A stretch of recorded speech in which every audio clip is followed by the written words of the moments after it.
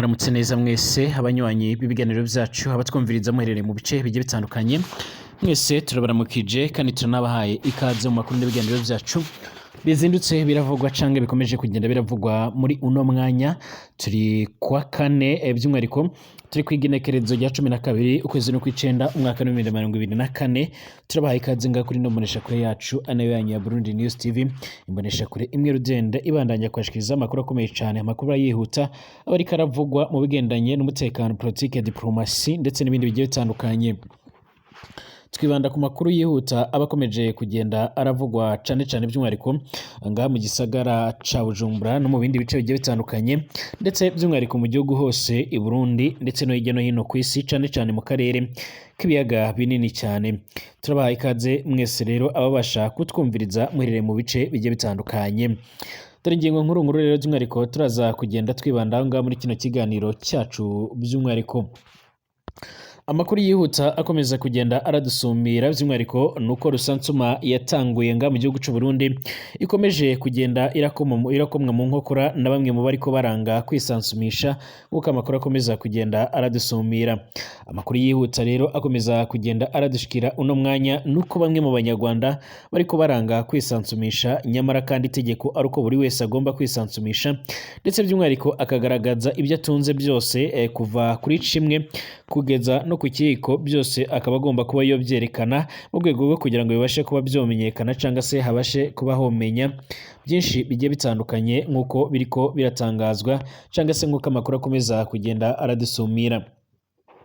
Ibi byose rero by'umwihariko byaje gutera ubwoba abanyarwanda baba ngaha mu gihugu cy'u Burundi nk'uko amakuru akomeza kugenda aradusumira, ndetse gushika ubu ngubu by'umwihariko abanyagihugu bamwe na bamwe biganjemo abaturuka mu gihugu cy'u Rwanda bakaba bariko barikingirana mu mazu, abandi bakaba bariko baranga by'umwihariko baragenda bakanga kugaruka by'umwihariko mu rwego rwo kugira ngo baje gusanga abasansuma babashije kuba bogenda. Amakuru yihuta by'umwihariko adafise ivumbi agaragaza ndetse akerekana neza ko hoba hari impungenge z'uko by'umwihariko ano abo banyagihugu baturuka mu gihugu c'ibanyi cy'u Rwanda bashobora by'umwihariko kuba bosubizwa muri icyo gihugu, ndetse bakaba banyagwa utwabo basanzwe barafise ahanga mu gihugu cacu c'u Burundi. Icakora nyiricubahiro Evaiso Ndayishimiye akaba yaje kugenda akangurira ndetse anavuga ko uzokwanga kwisansumisha yitwaje imyemerere yiwe ndetse n'ibindi bigiye bitandukanye, byanze bikunze agomba guhita by'umwihariko atabwa muri yombi cyangwa se akaba yahabwa ibihano bimukwiriye.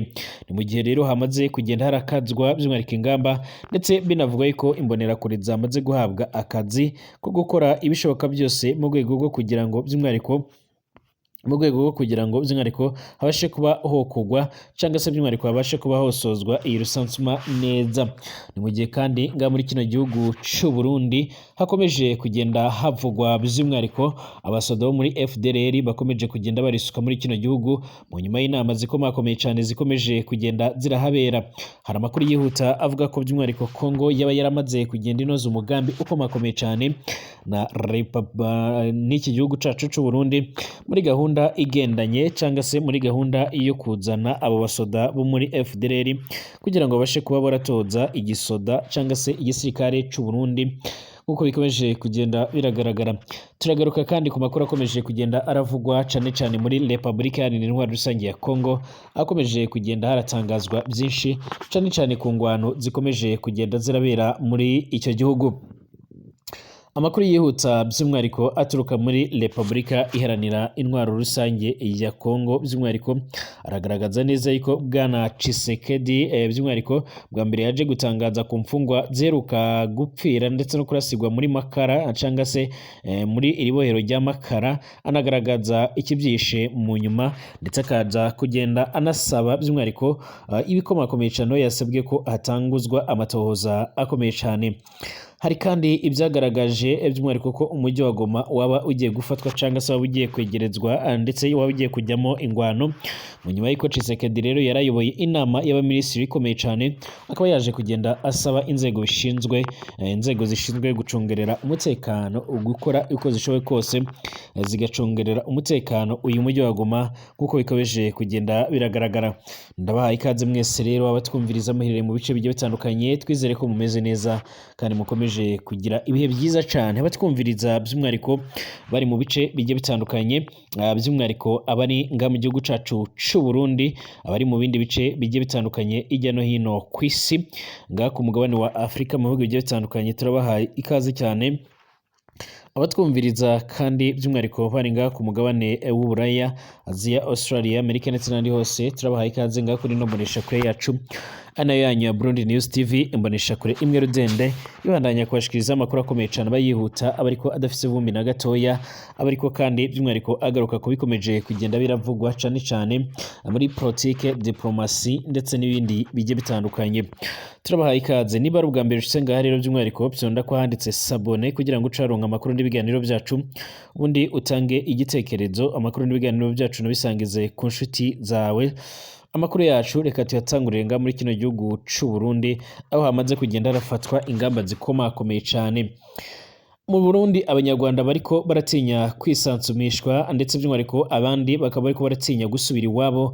Aya ni mu makuru akomeje kugenda aravugwa cyane cyane aratangazwa n'abarimo barakora rusansuma. Leta y'u Burundi yaratanguje rero igikorwa cyo gukora rusansuma mu gihugu cose, ndetse gushika ubu ngubu amakuru yihuta amaze gutangazwa n'umushikiranganje wa mbere Gervais Ndirakobuca, arashimangira yuko ingo hafi 38% z'abatuye i Burundi zaramaze kugenda zirasansumwa, ariko kandi hakaba harimo hakibonekeza ingorane cyane cyane ko bariko baranga kwisansumisha, by'umwihariko cyane cyane bigendanye n'imigambwe babarizwamo cyangwa se bigendanye n'imyemerere yabo. Ariko hakaba hagaragaye ikindi kibazo gikomakomeye cyane kigendanye n'abanyarwanda baba muri kino gihugu, aho bariko baranga kino gikorwa. Ibi rero bikaba byaje kugenda bituma bimenyesha makuru nga mu gihugu c'u Burundi by'umwihariko bishimangira ndetse bikagaragaza neza ko by'umwihariko abanyarwanda bariko baranga gusubira iwabo. Ni mu gihe iyi rusansuma rero by'umwihariko bizwi ko atakintu na gitoya, atahanu na hamwe igomba kuzasimbuka nk'uko bikomeze kugenda biragaragara. Iyi rusansuma ikogwa inzu ku yindi nk'uko abantu basanzwe barabizi cyangwa se basanzwe barabimenyereye. Rusansuma ikurikira nuko rero by'umwihariko bagiye kugenda barasasuma inzu ku yindi, kumenya urugo rumwe ku rundi, ibyo rutunze uko bingana, abantu barubamwo uko bangana muri iyo rusansuma, nuko guhera rero ku kiyiko ku isahane uzoshira mu byo utunze byose baheze babyandika kugira ngo babashe kuba bamenya buri wese aba ari we. Birasaba kumenya neza ndetse no kwerekana ibyangombwa byawe, ndetse ukaba ufise n'ibyangombwa bya nyabyo byo gutura nga mu gihugu c'u Burundi ubaye utari umurundi. Icakora ibingibi nakaga kuri bamwe banyarwanda babarizwa nga mu gihugu c'u Burundi, cyane cyane abasanzwe bahatuye cyangwa se bahakorera.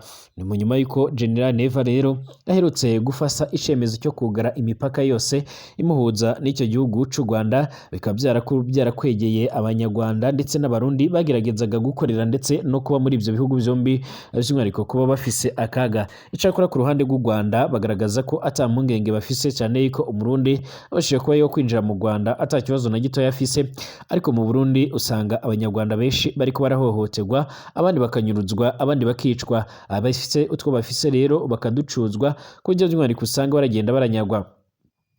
Mu Rwanda abanyarwanda rero abanyarwanda by'umwihariko baba ngaha mu gihugu c'u Burundi bariko banka kwisansumisha kubera batinya ko boca rero barafatwa bagasubizwa iwabo. Ibi byatumye rero mu ntara ya Kirundo rusansuma itoroha, kubera rero hari abaca binyegeza mu mazu rero, abandi bakagenda mpaka abasansuma barenganye cyangwa se bakaba bogoroka abasansuma by'umwihariko bakaba bashobora kuba bogenda bakabona kugaruka. Agakuru keza rero ku banyamahanga baba mu Burundi nuko bo kwitabira iyo rusansuma, kuko rero bizofasha leta kumenya abanyamahanga baba ngaha mu gihugu c'u Burundi, gutyo bakingigwe rero by'umwihariko abanyarwanda bo kwitabira iryo sekeza rya rusansuma. Icakora bamwe barafise impungenge z'ibishobora kuba byobabaho by'umwihariko mu gihe n'ubundi hakomeje kugenda haribonekeza cyangwa se by'umwihariko hakomeje kugenda haribonekeza ibibazo bigiye bitandukanye bigendanye n'umutekano nk'uko bikomeje kugenda biratangazwa. Amakuru yihuta kandi akomeza kugenda aradusumira nuko nyiricubahiro Evariste Ndayishimiye yaje kugenda ashimangira ndetse anagaragaza neza ko umuntu ari we wese ashobora kwanga kwisansumisha, ashobora kuba yotabwa by'umwihariko yofatwa n'inzego zijejwe iperereza mu rwego rwo kugira ngo habashe kuba homenyekana ibyo ari byo ndetse n'impamvu yoba yabyanze. ni mu gihe kandi hamaze kugenda rafatwa icemezo cyo kwifashisha zimwe mu mbonerakure kugira ngo zibashe kuba zo kwifashisha cyangwa se zibashe kuba zofasha abariko barasansuma. Ni mu gihe kandi bivugwa ko imbonerakure nyinshi zamaze kugenda zinjira muri ibi bikorwa aho ugerageje kwanga kwisansumisha abafise akaga kanini cyane cyangwa se abafise ibibazo byinshi cyane. Ni mu gihe kandi imbonerakure zirimo zirifashishwa muri iki gihe himirijwe amatora, nyamara abanyagihugu bakazibona by'umwihariko nk'abanzi b'igihugu mu nyuma y'uko zikomeje kugenda zirakora amabara menshi. Abanyagihugu kandi baratewe impungenge n'umutima uhagaze n'ibikorwa bikomeje kugenda biragaragara, cyane cyane ibikorwa bikomeje kugenda biribonekeza by'umwihariko mu bikorwa bigendanye no kuba gushika uno munsi, by'umwihariko hakomeje kugenda haraba inama zigiye zitandukanye, inama bivuga ko ziriko zirakorwa n'abawazalendo nk'uko biko biratangazwa. Amakuru yihuta rero by'umwihariko adafise ivumbi arerekana ndetse kanagaragaza uburyo abanyagihugu bakomeje kugenda baragira impungenge, ndetse bakaba bakomeje kugenda bashimangira ndetse banagaragaza neza ko by'umwihariko bakomeje kugenda baratinya abazalendo, bakomeje kugenda baratinya by'umwihariko FDLR iri kirava muri Republika Iharanira Intwaro Rusange ya Kongo nk'uko biko biratangazwa.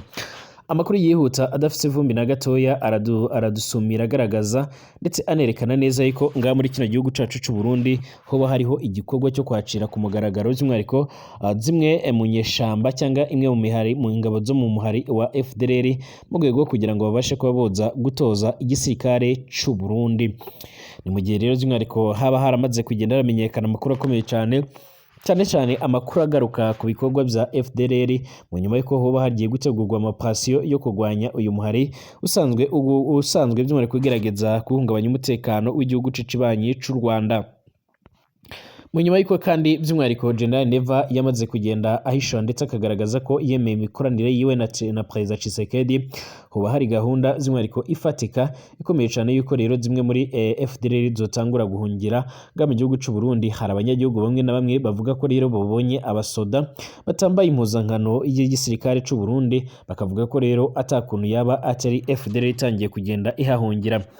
Mu gihe kandi Perezida Tshisekedi yari yaratuje atarigeze icyo avuga, Tshisekedi bwa mbere yaje gutangaza rajya no kugira icyo avuga ku mfungwa ziheruka gupfira muri gereza ya Makara, anagaragaza ikibyishe inyuma. Icakora by'umwihariko bwana Tshisekedi yirengagije yuko by'umwihariko muri rino bohero ari hamwe mu hantu hafise ibibazo bikomakomeye cyane ndetse biratwara ubuzima bw'abatari bakeya bahiherereyemo, ku buryo gushika none by'umwihariko hakomeje kugenda haribonekeza ibikorwa bigiye bitandukanye bitari byiza, by'umwihariko nk'uburyo rero by'umwihariko nta suku atamazi, hakibonekeza by'umwihariko ibikorwa bigiye bitandukanye bw'iyicarubozo aho imfungwa zigenda ziricana 5 kuri 5.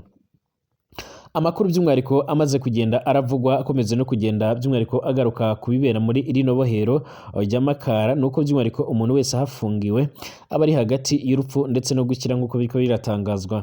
Hari ubuhamya bwinshi rero bw'abagiye baranyura muri iri bohero by'umwihariko ryubatswe by'umwihariko mu myaka yashize, ryari rinafise ubushobozi bwo kwakira abagera ku 1500, ariko ubu ngubu rikaba ririko rirakira by'umwihariko abarenga 15,000.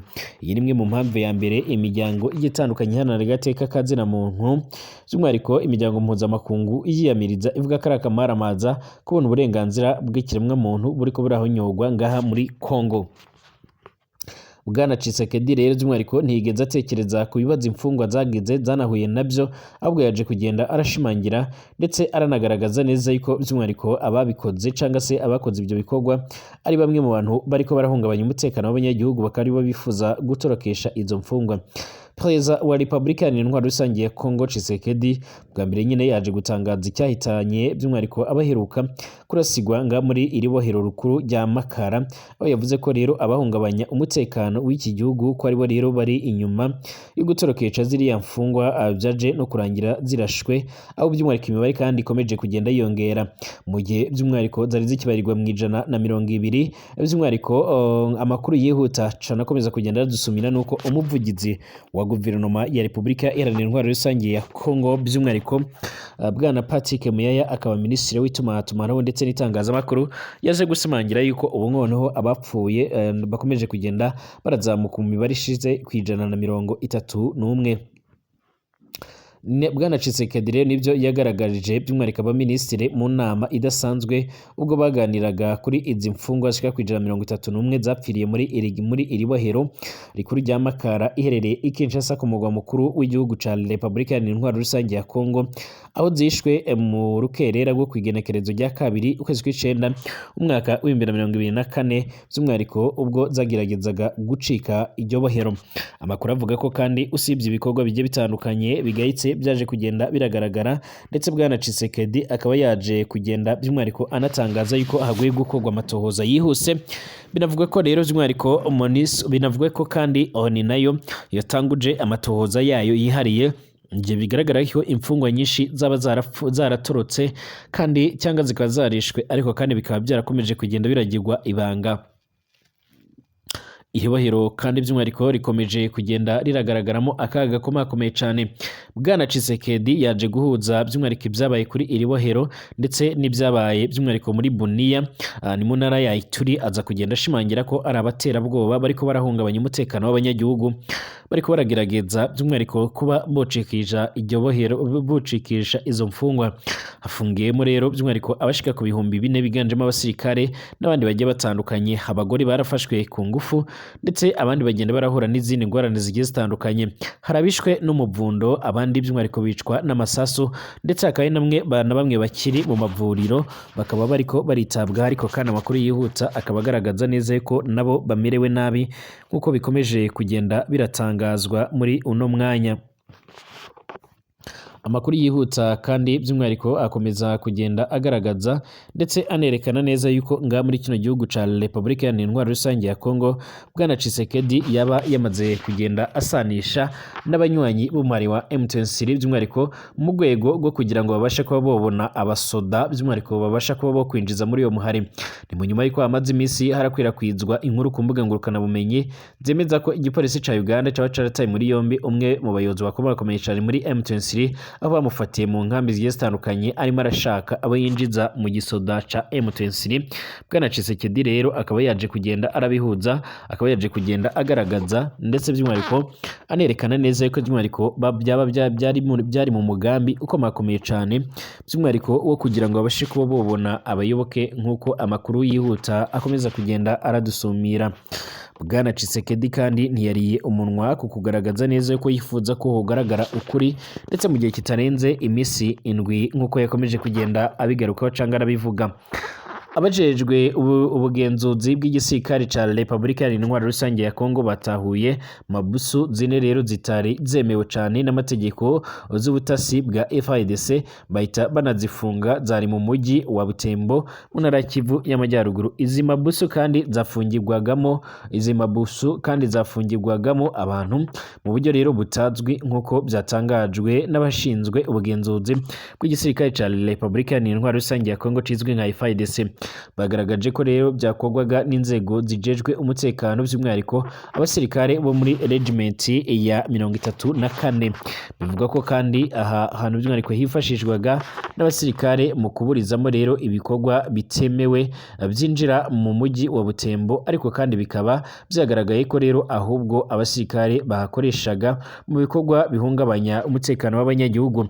Umuvugizi w'igisirikare muri Butembo Major Geroge Enkuwa rero yavuze ko urwego rwa polisi nk'urwego rw'ubutabera rero rukwiye gushyira imbaraga mu gukurikirana ndetse no kugenzura ibikorwa nk'ibi ngibi, kandi bikagenda ku mabwiriza aturuka hejuru ku rwego rw'igihugu, aho kwishora mu bikorwa by'umwihariko bihungabanya uburenganzira bwa muntu. Nyuma y'ifungwa ry'izi mabuso rero zakoraga mu buryo bunyuranyije n'amategeko, ihuriro ry'imiryango iharanira agateka ka zina muntu muri Butembo by'umwihariko ryishimiye ici cemezo. Umuhuzabikorwa w'iri huriro witwa Muhindo Wasinywa yavuze ko rero yakiriye neza ifungwa ry'izo mabuso zitemewe n'amategeko zifashishwaga n'inzego za gisirikare z'umutekano. Avuga ko iyi ari intambwe nziza iganisha ku butabera. Yasoje anasaba ko inzego zose zigomba gukora zigendeye by'umwihariko ku mabwiriza yaturutse hejuru, kandi hakaba hajyaho mabuso imwe izwi mu rwego rwo kwirinda ko ibi byazongera kubaho muri rusange. ahanga muri Kongo by'umwihariko ni hamwe mu bantu bakomeza kugenda haragaragara icyo twakwita by'umwihariko ubugizi bwa nabi ndetse no kurenganya ndetse by'umwihariko no gutsikamira by'umwihariko agateka kazina muntu. Nubwo hakogwa ibishoboka byose kugira ngo by'umwihariko ibintu bibashe kuba byogenda neza, ariko kandi ibintu bikomeje kugenda binakomera ndetse binafata indi ntera mu gihe hakomeje kugenda hari ingwano nyinshi cyane. Bwana Lawrence Kanyuka rero mu nyuma yo kongera kumva isanganya ndetse n'ibikomeje kugenda birabera cyane cyane by'umwihariko muri mu mujyi wa Goma, amakuru yihuta akomeza kugenda aradusumira aragaragaza neza yuko yaje kugenda arafata icemezo gikomakomeye cyane, icemezo by'umwihariko cyo gushimangira ndetse no guca amarenga y'uko uyu muhari wa M23 wa ufise gahunda yo kwinjira ndetse no kwigarurira uyu mujyi wa Goma.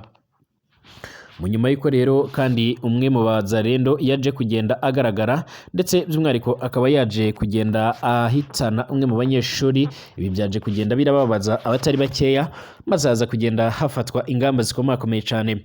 Mu kiganiro Bwana Lawrence Kanyuka yaje kugenda atangaza yuko umuhari wa M23 ukomeje kugenda urajwe inshinga no gutabara abanyagihugu, ariko kandi ababazwa no kuba igisoda ca Repubulika Iharanira Intwaro Rusange ya Kongo aricyo kiriko kirafata iya mbere mu guhungabanya umutekano w'abanyagihugu.